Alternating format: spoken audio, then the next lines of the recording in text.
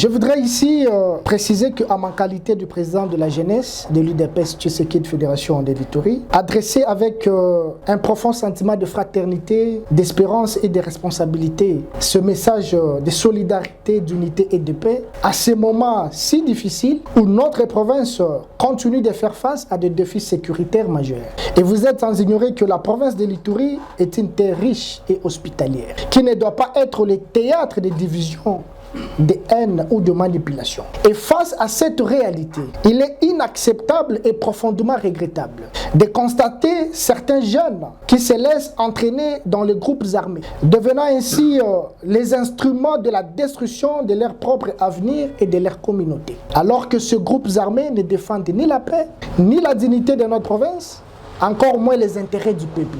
Ils sèment plutôt la désolation, la division des communautés, compromettent également les efforts du gouvernement pour restaurer une paix durable. C'est ainsi qu'il est de notre devoir collectif de rappeler les rôles essentiels de la jeunesse dans la consolidation de la paix. La jeunesse constitue le moteur du changement et le véritable gardien de l'avenir.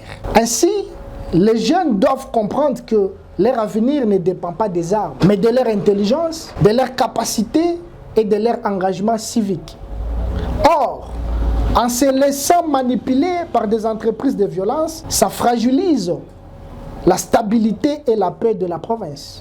C'est ainsi que je nous appelle à ne pas céder aux discours de haine, ni aux appels à la rébellion ou à la vengeance. C'est dans l'unité, le travail et la foi à notre avenir commun que nous bâtirons une province nouvelle et debout, réconciliée et prospère. Refusons la guerre, choisissons la paix. La jeunesse iturienne doit s'abstenir de toute manipulation et s'engager résolument sur le chemin du dialogue, de l'unité, de la paix, tout en consolidant l'élan du développement enregistré dans notre province sous l'impulsion du président de la République, Fathi Beton, en nous dotant de plusieurs ouvrages, notamment la voirie et université moderne, et un aéroport reconstruit aux standards internationaux. Et profitons de cet appel solennel, chers jeunes ituriens, soutenons les efforts du chef de l'État, son Excellence Félix Antoine Tshisekedi Tshilombo, pour le rétablissement de la paix durable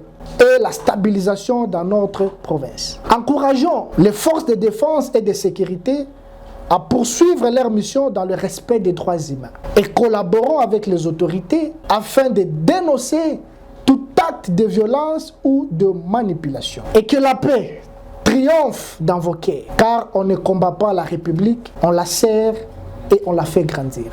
J'ai dit.